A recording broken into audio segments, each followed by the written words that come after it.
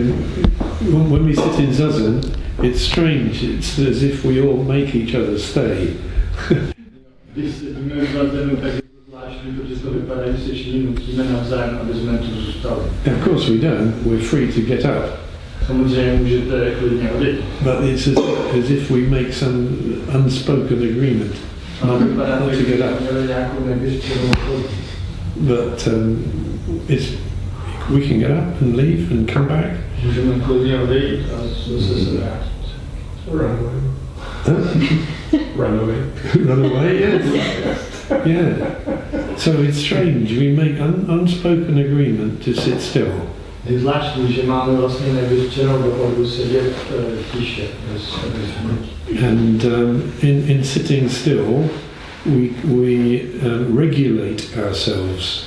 Když sedíme v klidu, tak se vlastně regulujeme. My teacher used to say, zazen is self-regulation. Můj učitel říkal, že zazen je seberegulace. Which is a bit different from self-control. Což je trochu něco jiného než sebekontrola. So we can say that sitting, we're learning to regulate ourselves. Takže když sedíme, tak se vlastně učíme se regulovat. Let ourselves move a bit. Můžeme se trošku hýbat. Let ourselves sit still. Můžeme sedět v klidu. Let our thoughts come and go. Můžeme nechat myšlenky přicházet a odcházet. But at the same time, we're regulating ourselves. Ale současně se regulujeme. By agreement. Tím, že máme dohodu. With everybody in the room. Že všichni v místnosti. And sometimes it's easy, sometimes it's very difficult. Někdy je to jednoduché, někdy je to velmi obtížné. And I think that winter is, our bodies are different in winter and summer. Myslím, že naše těla jsou jiná v zimě a létě. So I feel that our bodies hibernate a little in winter. Mám pocit, že v zimě trošku hibernujeme. I wish I could hibernate completely. Teď bych mohl mít zimní spánek úplně celou zimu. Anyway, we're going to look at the first of Dogen's writings. Podíváme se na první z Dogenových spisů.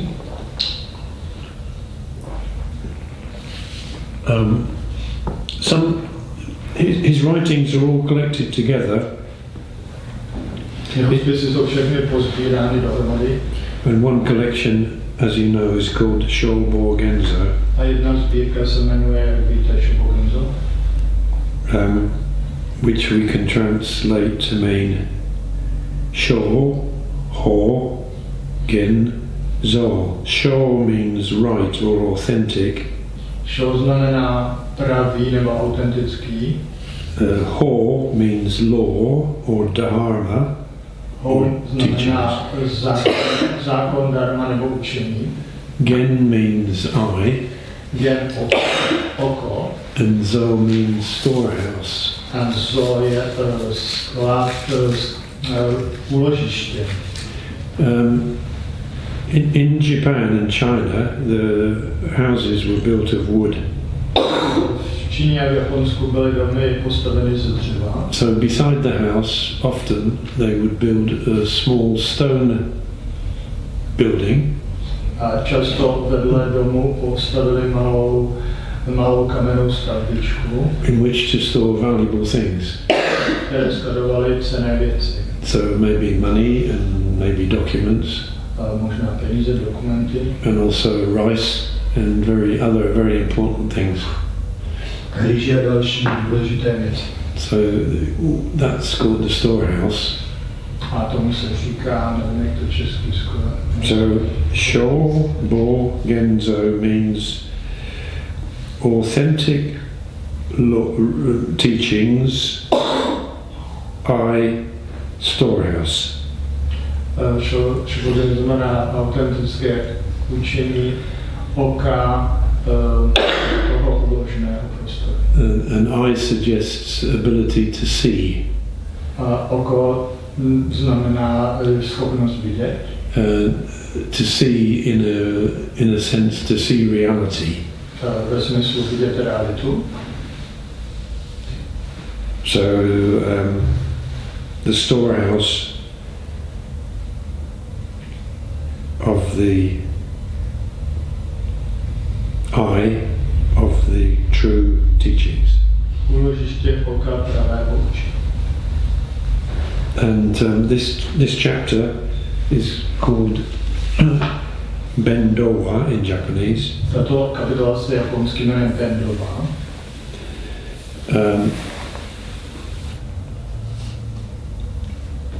Which we've translated How to Pursue the Truth. My jsme to přeložili Jak následovat pravdu. And it was the first of Dogen's teachings that he recorded in his Shobogenzo. A je to první spis, který zahrnul v té spise Shobogenzo. And we can't tell sometimes whether he wrote them and then talked about them, gave a lecture. A někdy nemůžeme rozlišit, jestli ty věci říkal, nebo jestli je nejdřív napsal a pak o nich mluvil při přednášce nebo obráceně. Or whether he only wrote it down.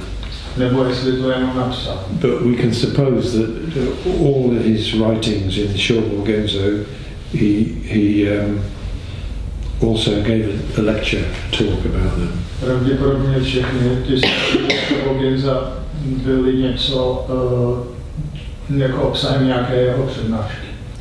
And at the end, he always writes the date when he wrote the chapter or the teaching. A na konci každé kapitoly je datum, kdy napsal tu kapitolu nebo to učení. 1231. 1231. Which is a long time ago. Což je hodně dávno. And I'm not going to read it. I'm going to tell you what it means. Ale rovnou budu říkat, co to znamená. He says that Buddhas are people who live in the present moment. Říká, že Buddhavé jsou lidé, kteří žijou v přítomnosti. And somebody who lives fully in the present moment learns how to do it from somebody who lives fully in the present moment. A ten, kdo žije plně v přítomnosti, se to učí od někoho, kdo žije v přítomnosti plně. And they have a method to learn how to do it. A mají metodu, jak to udělat.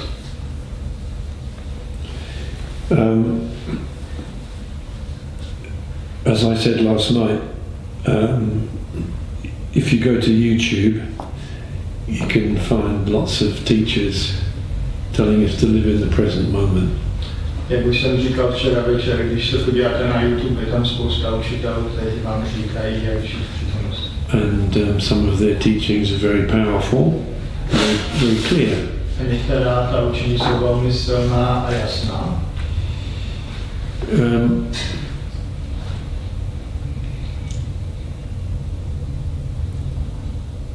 I don't know exactly what a whole variety of teachings about the present moment are in the modern world. A nevím přesně, co ta různorodost v tom moderním světě všech možných učení o přítomnosti jsou. But after listening to some of the teachings on the internet, ale poté, co jsem poslouchal pár těch učení na internetu, I found that although their teachings are clear, jsem zjistil, že ačkoliv jejich učení jsou jasná, they don't tell you how to do it. Neřeknou vám, jak to udělat. The teachers explain that we are living now, the future is not here, the past is gone. Učitelé nám vysvětlují, že žijeme v přítomnosti, že budoucnost ještě nenastala a minulost už je pryč. And therefore we are living in the present. Takže žijeme v přítomnosti. And that in the present we can find some deep satisfaction. A v přítomnosti můžeme najít jakési hluboké uspokojení. But they don't explain how to do it. Ale nevysvětlují nám, jak to udělat. Dogen says there is a method. Dogen říká, že existuje metoda. It says this method is subtle. Říká, že ta metoda je jemná. And it doesn't have any intention. A nemá žádný záměr. So this is very strange. Dogen, writing in the 13th century, says there is a method to be in the present moment. To je zvláštní, že ve 13. století Dogen píše, že existuje metoda, jak být v přítomnosti. But it doesn't intend Ale není v ní záměr. to make us be in the present moment. Není v ní záměr být v přítomnosti. We find that very difficult because normally with our minds we have an intention. Tohle nám přijde velmi obtížné, protože normálně myslíme, naše mysl nám říká, že máme vždycky nějaký záměr. We have an aim. Máme cíl. We have a purpose. Účel. And without some purpose or aim or intention, we find it very difficult to live. A bez nějakého účelu, cíle nebo záměru považujeme za velmi obtížné žít. I find it very, very difficult to live without intention or purpose. Já považuji pro mě velmi těžké žít bez záměru nebo účelu. What am I here for? Proč jsem tady? What's life about? O čem je život? What am I going to do tomorrow or next day? Zítra. Without some plan, we find it almost impossible to live. Bez plánu nám připadá téměř nemožné žít. In our minds, we need to know what is going to happen. A naše mysl chce vědět, co se stane. And to live without knowing what is going to happen is almost impossible. A žít bez toho, aby jsme věděli v té mysli, co se stane, je téměř nemožné. Even though we don't really know what is going to happen. I když nevíme opravdu, co se stane. So, very strange creatures are human beings. Že lidské bytosti jsou velmi podivné tvorové. We need to know so much what's going to happen. Potřebujeme vědět tak moc, co se stane. Even though we know that it's not going to happen like that. I když víme, že se to tak nestane. And that need is so powerful in us. A ta potřeba je v nás tak silná. That often we don't notice that what actually happens is not what we thought would happen. A často si všimneme, že to, co se opravdu stane, není to, co jsme si mysleli, že se stane. Because our need is so strong. Protože naše potřeba je tak silná. But Dogen is telling us that there is a method to live fully in the present moment. Ale Dogen nám říká, že metoda je žít plně v přítomnosti. And to live fully in the present moment is not to think or worry or have a need about the future. A žít plně v přítomném okamžiku neznamená si dělat starosti nebo potřeba vědět, co se stane v budoucnu. How can I possibly do that? Jak to můžu vůbec udělat? I fight with that every day. Já s tím bojuju každý den. And he says that the method doesn't have any intention to be in the present moment. A on říká, že ta metoda nemá žádný záměr být v přítomném okamžiku. And this conundrum, Paradox? paradox, good, yes, that's the word. Yes, that too. is one the paradox that we all face. Tohle je paradox, kterému každý čelíme. We want to be present. Chceme být v přítomnosti. Now there are many teachings about mindfulness. Teď je spousta učení o mindfulness, o bytí. The group next door are practicing mindfulness. Ta skupina vedle cvičí mindfulness. I think often that the word mindfulness is used to mean to be present.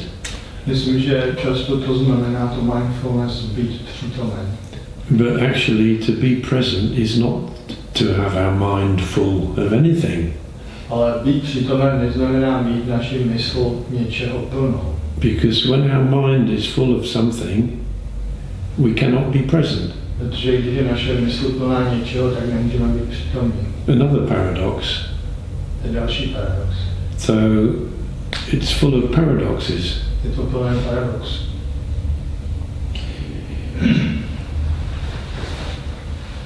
So Dogen talks about this method which people who learn to be in the present learn from somebody else who learned to be in the present.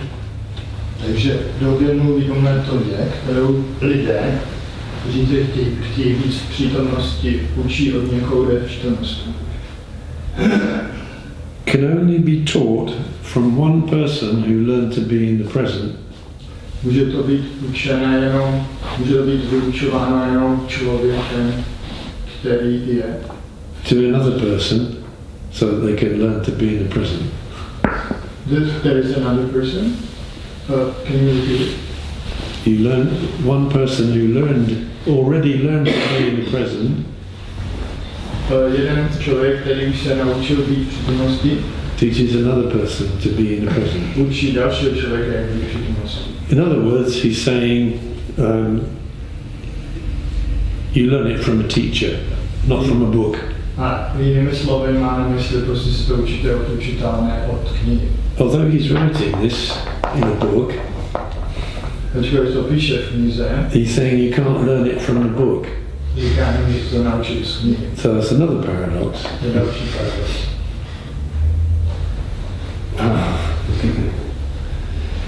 However, although there's a paradox, when we read what he writes, it points us to something. I když je to paradoxní, když čteme to, co on píše, tak nám to ukazuje směr k něčemu. It points us to the fact that he's talking about not an idea, ukazuje to na to, že nemluvíme o nějaké myšlence, but a practice, ale o cvičení. something we do. Něco, co děláme. And he goes on to say, it's always like this. A pak říká, je to vždycky takové.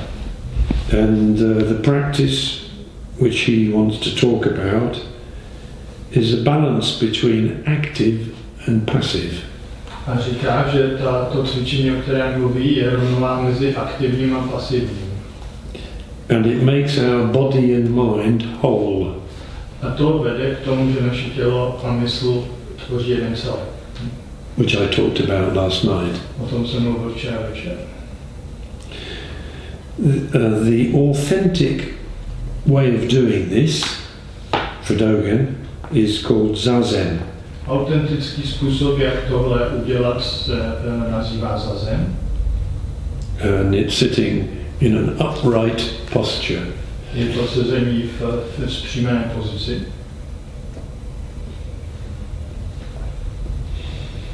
And he says, although we all have our own natural state, A říká, že ačkoliv všichni máme náš přirozený stav, we have to practice it musíme ho cvičit, in order to get it back again. abychom se k němu vraceli. And if we don't return to it, it doesn't reveal itself. A když se k němu nevrátíme, tak se neukazuje. And when we practice this state, we give up our intention. Když cvičíme tento stav, tak se vzdáváme svého záměru. And we don't think. A nemyslíme. So, in this first paragraph, he's explaining what Zazen is. V tom prvním odstavci on vysvětluje, co to je zazen. It's a method of learning to be in the present. Je to metoda, jak se učit být v přítomnosti. That you learn from somebody who learned to be in the present. Kterou se učíte od někoho, kdo už se naučil být v přítomnosti. It doesn't have an aim or a purpose. Nemá to jméno nebo záměr. And we have to keep practicing it. A musíme to opakovaně cvičit. In order to find this state of being in the present. Abychom našli stav v přítomnosti. Simple stuff. Jednoduchá věc. But in those few words, he's described the most difficult task of anybody's life. Ale v těch několika větách jsou nejobtížnější úkol každého života. And it may be more difficult in modern times than it was for Dogen. A možná je to dneska v moderní době obtížnější, než kdy to bylo v době Dogena. I don't really know, but in the 13th century there weren't so many mental distractions. Ale ve 13. století asi nebylo tolik mentálních rušení. Because our modern life is full of virtual reality, že náš moderní život je plný virtuálních realit, which we have to take part in order to live in society. Kterých se musíme účastnit, abychom žili v moderní společnosti. So to practice this practice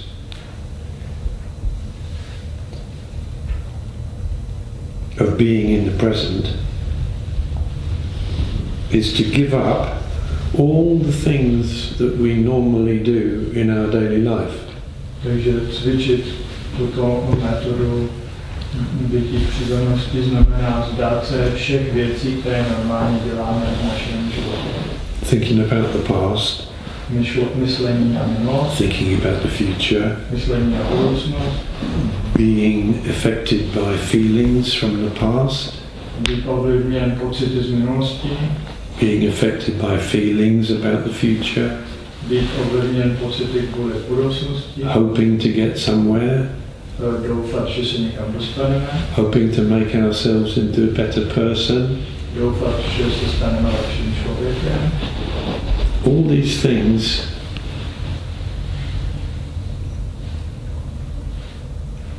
in Zazen we leave to one side. Všechny tyhle věci za zenu odkládáme stranou. But the process of leaving all those things to one side is very difficult. Proces odložení všech těchto věcí stranou je velmi obtížný. When we sit, we're overwhelmed with our thoughts sometimes. Když sedíme, tak jsme někdy zahlceni našimi myšlenkama. And overwhelmed by our feelings or emotions sometimes. Někdy zahlceni city a pocity. And we don't seem to be able to find any present moment. A nezdá se, že by se nám podařilo najít nějaký přítomný okamžik. So it's not something we can do by our intention.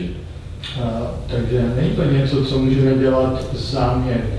So I'm sitting in Zazen and I'm going to get rid of all my thoughts, feelings, emotions and everything. Nejde o to, že si sednu do zazenu a zbavím se všech pocitů a myšlenek a citů. It's impossible to do it intentionally. To je nemožné udělat záměrně. But fortunately, we have a physical body. Ale naštěstí to je fyzické tělo. Our physical body is controlled by a nervous system and a brain and muscles and so on. A naše fyzické tělo je kontrolováno nervovým systémem a mozkem a svaly.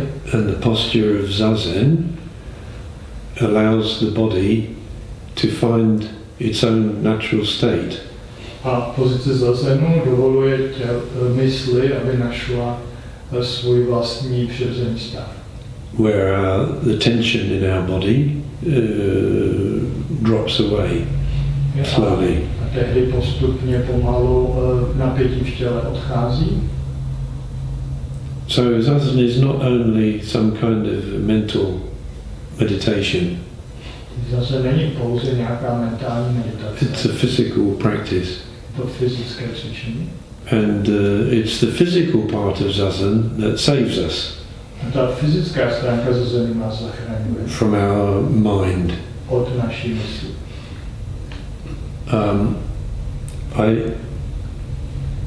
I read on the notice board outside here Na návštěvce jsem četl some course which says it's all about the mind. nějaký citát, že jde jenom o mysl. And I disagree so strongly with that. A já s tím tak silně nesouhlasím. It's not all about the mind. Není to všechno o mysli. It's all about the body mind. Je to všechno o těle mysli. Because our body can save us from our mind. Protože naše tělo nás může od mysli osvobodit. And our mind can save us from our body. Naše mysl nás může osvobodit od The těla. two, in the teachings of the ancient teachers, the two things are one. V tomto starověkém učení jsou ty dvě věci jedno. So the most important thing about zazen is that it's not just a mental or spiritual practice. Takže nejdůležitější věc na zazenu je, že není jenom mentální nebo spirituální cvičení. It's a physical practice. Je to fyzické cvičení, which saves us from our mental turmoil. které nás zachraňuje od našeho psychického zmatku. So, to express that fact, Dogen writes, Buddhas, which he means by Buddhas, people who are awake. Takže Dogen to vyjadřuje tak, že píše Budhové, a tím myslí lidé, kteří jsou probuzení. So to be awake means to be in the present. Být probuzen znamená být v přítomnosti. So Buddhas live in and maintain themselves in a natural state. Říká, Budhové žijou a udržují se v přirozeném stavu. Where they do not separate reality into mental and physical. Kde neoddělují skutečnost na mentální a fyzickou. People who do not separate reality into mental and physical Lidé, kteří neoddělují skutečnost na mentální a fyzickou, are Buddhas. jsou Budhové. So let me put that in completely different language. Rád bych to teď řekl úplně jiným jazykem. People who find a way to put their body and mind together Lidé, kteří nacházejí způsob, jak své tělo a mysl dát do jednoho celku, or to become whole, nebo kteří se stávají celiství, to become one, not two, kteří se stanou jedním, ne dvěma, are Buddhas. jsou Budhové. Hey, Buddhas everywhere. A máme Budhy všude. That's nothing to do with Buddhism. To nemá nic společného s buddhismem. Because everybody experiences a state where they don't split themselves into two. Každý zažívá stav, kdy se nerozděluje na dva. But they don't call themselves Buddhas. Ale neříkají si Budhové. But I call themselves, I would like to call them Buddhas. Ale já bych je nazval Budhové. So not to split ourselves into two is to be awake. Čili nerozdělit se na dvě části znamená být probuzen.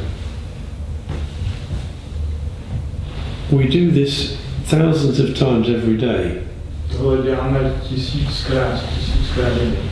Every living thing does this thousands of times every day. Každá živá bytost to dělá tisíc. Find freedom. Najdete svobodu. The words you are reading now have no relevance. Slova, která teď čteme, nejsou vůbec relevantní. So it sounds very nice and very simple. Then you listen to it, you think, yes. Zní to velmi hezky a jednoduše, dá se s tím souhlasit. But to do it, to practice it, is the biggest task of everybody's life. Ale cvičit to je největší úkol každého z nás.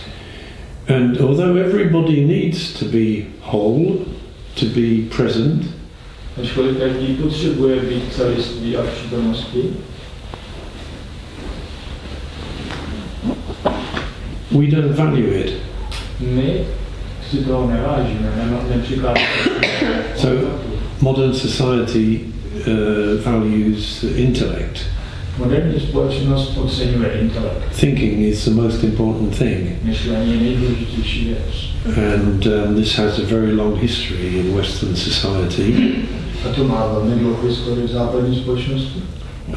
The mental area or the spiritual area is the most important part of life. Mentální nebo spirituální oblast je nejdůležitější oblast života. But according to Dogen's teachings, this cannot be true. Ale podle Dogenova učení to nemůže být pravda. So immediately his teachings are revolutionary. Takže vlastně jeho učení jsou revoluční. They're saying all the mental things that we experience and suffer from in modern life Říká, že všechny ty věci mentální, kterými trpíme v moderním životě, are not the most important. nejsou nejdůležitější. And the most important things are when we make ourselves whole. Nejdůležitější je, když se učíme celiství. And when we make ourselves whole, we are doing very simple things. A když se činíme celistvými, děláme velmi jednoduché věci. Standing up, Vstáváme, sitting down, sedneme si, drinking tea, pijeme čaj, chopping firewood, štípeme dříví, fetching water. přinášíme vodu. That's what the ancient Chinese teachers said when they were asked. Tohle říkali ti starodávní čínští mistři, když se jich ptali. So it really is a teaching which is upside down to the values of modern life. Je to vlastně učení, které je obrácené, které je protikladem hodnotám z moderního světa. It says the most important things are the simplest things in our life. To učení říká, že nejdůležitější věci jsou ty nejjednodušší věci. Because when we act, when we are doing something, we make ourselves whole. Protože když jednáme, konáme, tak se stáváme jedním. And when we make ourselves whole, we are in the present moment. A když se stáváme jedním, jsme v přítomnosti. And when we're in the present moment, we're a Buddha. A jakmile jsme v přítomnosti, jsme budhové. The difference between the teachings that you can hear from many different teachers on the internet, for example, these days, Ten rozdíl od těch mnoha učení, které můžete najít dneska na internetu, is that Dogen says there is a practice je, že Dogen tvrdí, že existuje praxe, to teach us how to do this. která nás učí, jak to udělat. And the practice is called Zazen in Japanese. A ta praxe se japonsky jmenuje Zazen. And when we practice Zazen, we don't have any intention to be in the present moment. A když cvičíme Zazen, nemáme žádný cíl být v přítomnosti. So there we are. That's his first paragraph. Takže to je všechno, to je jeho první odstavec. In his teachings that he wrote down in 1232. První odstavec z jeho učení. So it's never been more important because we're taught that the most important things are very different kinds of things. Tohle je opravdu nesmírně důležité, protože se pořád dozvídáme, že úplně něco jiného je důležité. So it's very, very difficult for us to give value to very simple things. Je pro nás velmi obtížné dát hodnotu, ocenit. And not to worry about very big, important things. A přestat se trápit velkými, zdánlivě důležitými věcmi. So it's a complete revolution. Je to naprostá evoluce.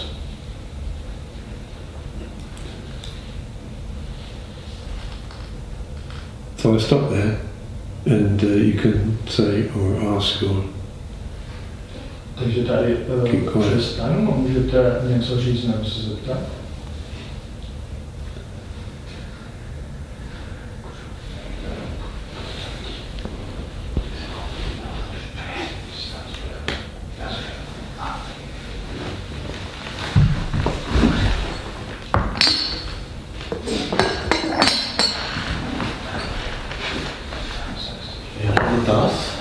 I have a question.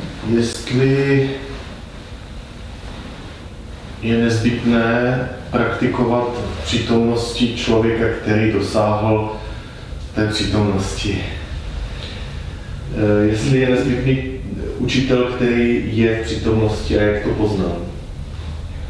K tvý praxi. Ano. Is it necessary for my practice to have a teacher who is in the present, and how do I know the teacher is in the present?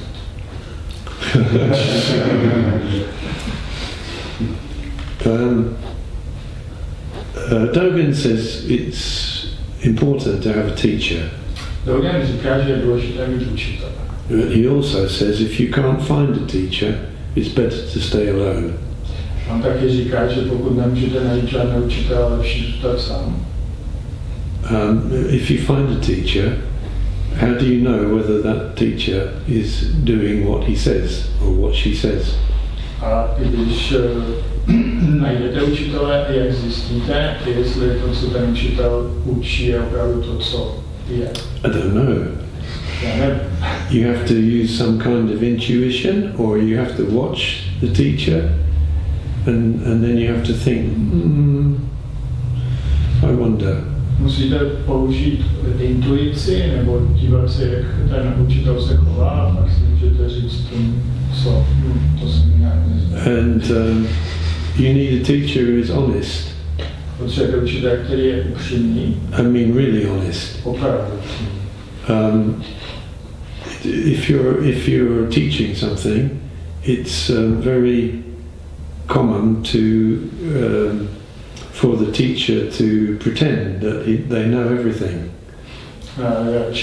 Často se stává, že narazíte na učitele, kteří předstírají, že všechno vědí. Or to pretend that they are exactly what they're teaching. A nebo předstírají, že jsou přesně to, co učí. So you have to be careful. Musíš být opatrný. So good luck. In my case, I am very clear about what Dogen says. V mém případě já mám dost jasno o tom, co Dogen říká. And every day I try to be in the present moment. A každý den se snažím být v přítomnosti. But I still have to keep learning. Ale stejně se to pořád musím učit. Until I die. Do smrti se to musím učit. But I found that trying to be in the present moment is a paradox. Ale nacházím, že snažit se být v přítomnosti je paradoxní. To be in the present moment, you need to stop trying. Abyste byli v přítomnosti, musíte se přestat snažit. So I keep trying to stop trying. Že se pořád snažím, abych se přestal snažit. I think it's important that there are some teachings Myslím, že je důležité, že jsou učení, which point to the importance of very simple action. Která ukazují na důležitost velmi jednoduché akce. Because those kind of teachings are very rare. Protože taková učení jsou velmi vzácná. We're taught that the most important things are very intellectual, normally. Pořád se učíme, že nejdůležitější věci jsou většinou intelektuální or very materialistic nebo velmi sometimes. materialistické. But they're very rare to find a teaching which says the most important things are very, very simple. Ale je velmi vzácné narazit na učení, které říká, že nejdůležitější věci jsou velmi, velmi jednoduché. And that our life's work can be to understand and realize those teachings. A naše práce v životě je se učit a uskutečnit ta učení.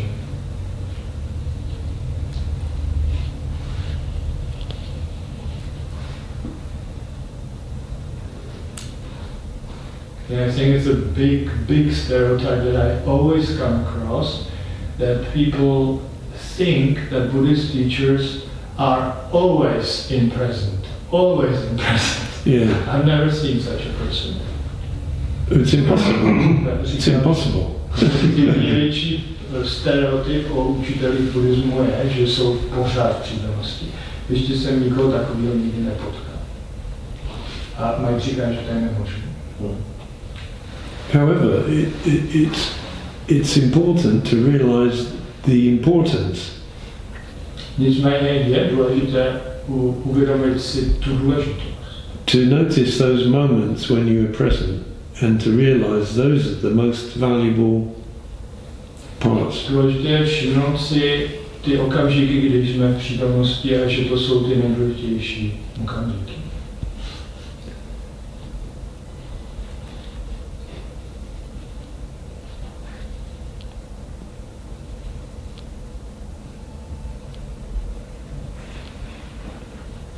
I think teaching something is quite difficult because you can't help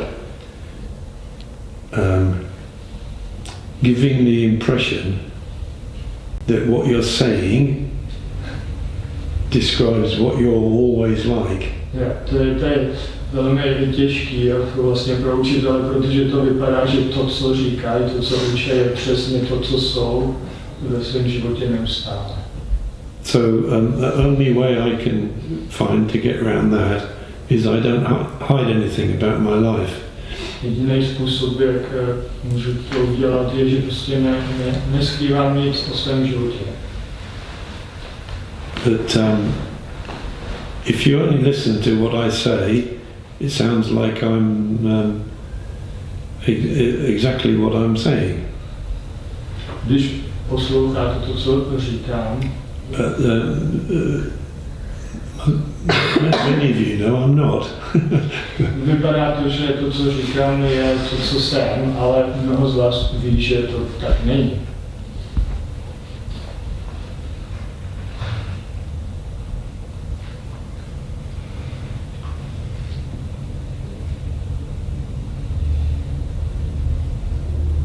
So for me, teaching is also teaching myself. Takže pro mě to učení je také o tom učit sám sebe. So I'm reminding myself. Takže si to pořád připomínám.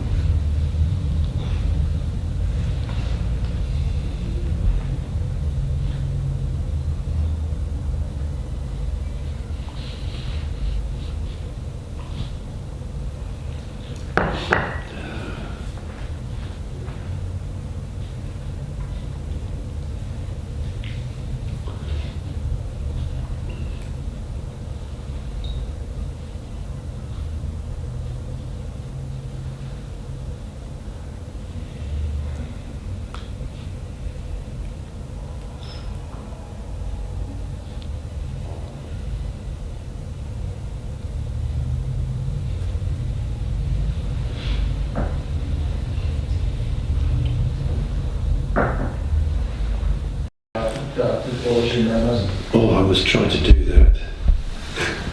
To musím zkusit. But we can't try to do it. A my nemůžeme to zkusit udělat. And strangely, we can learn to stop trying. A je zvláštní, že se můžeme naučit to přestat se to snažit. And then the rucksack slips off our back. A batoh nám sklouzne z slze zad, when we don't expect it. když to ani nikdo nečeká. So Shobo Genzo, written so many hundreds of years ago, is full of little teachings like that. Takže Shobogenzo, které bylo napsáno mnoho století v minulosti, je plné takových podobných učení.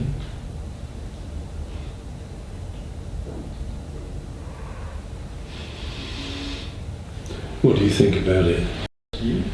If we can find a time when we take off our rucksack, Pokud najdeme okamžik nebo čas, kdy si odložíme batoh, we can notice that we can be free in this world, in this place, at this time. můžeme si všimnout, že můžeme být svobodní v tomto světě, na tomto místě, v tomto okamžiku. If only for an instant. I když je to jenom okamžik.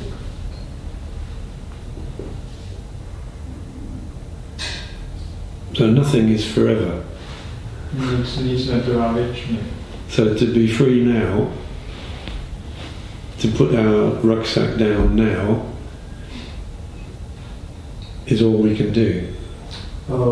Odložit ten batoh prostě teď je jediné, co můžeme udělat.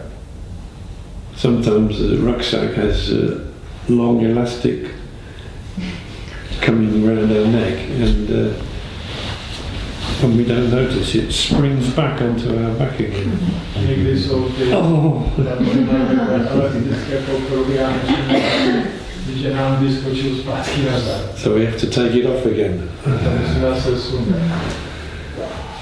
So Dogen says we have to practice again and again, because nothing is forever.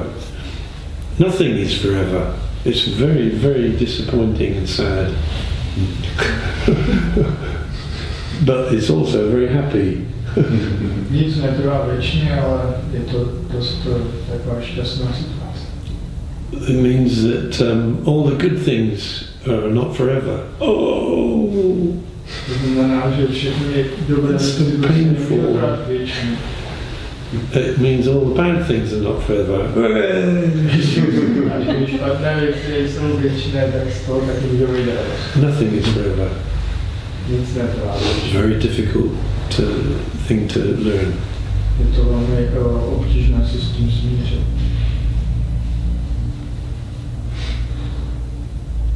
I want this is nice. I want this just to last a bit longer. To je fajn, to bych chtěl jenom, aby trvalo trošku díl. This is very painful and I'm suffering. I want it to go away now. Tohle je velmi bolestivé, já trpím a chci jít pryč. So this is the human condition. A to je lidská situace. So we practice the practice of taking off our load. Takže my cvičíme cvičení odhození naší zátěže. To have freedom in this moment now. Abychom měli svobodu v tomto okamžiku teď. And that's all. A to je všechno. That's the whole of the Buddhist teachings. To je veškeré učení buddhismu.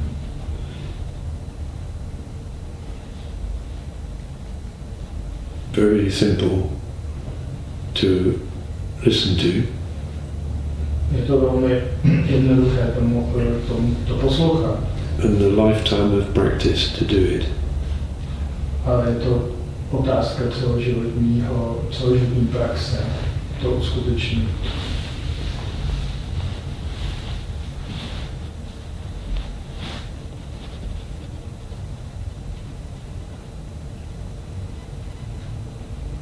So through the 2,000 years since the Gautama Buddha in ancient India started to teach this very simple teaching, for 2,000 years some people have understood the teaching through practice and then told other people.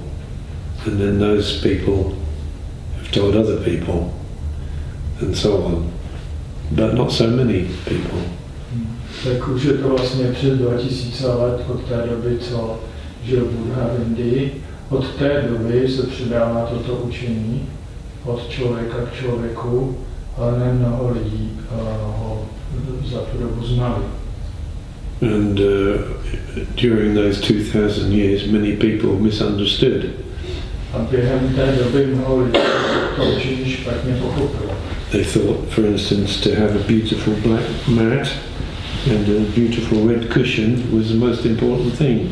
Například si mysleli mylně, že nejdůležitější je mít krásný černý zabuton a krásný černý polštář.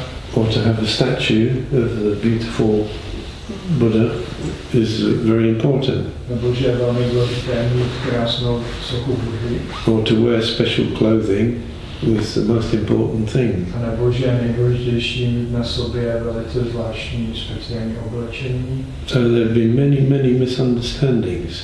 Takže existovalo mnoho nedorozumění. But although there have been many misunderstandings, the very simple teaching is still alive. Ačkoliv bylo tolik nedorozumění a špatného pochopení, to velmi jednoduché učení je stále ještě naživu.